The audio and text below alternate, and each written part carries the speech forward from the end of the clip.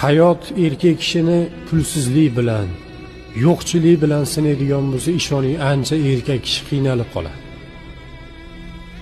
Ba'zi bir insonlar yo'qchilik, pulsizlik erkakni sindirmaydi deyshadi. Ko'chada tanishlar ichida hurmatingiz ham o'sha pulingiz bilan. Pulingiz bo'lmasa sizni hech kim hurmat qilmaydi.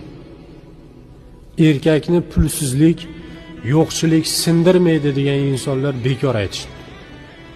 Aynan mana shu narsa sindirib qo'yadi. Erkak kishi o'zi uchun bo'lmasa ham o'sha holatda, yaqinlari uchun kerak bo'lsa, g'ururini bir chekkaga surib qo'yib bo'lsa ham hamma ish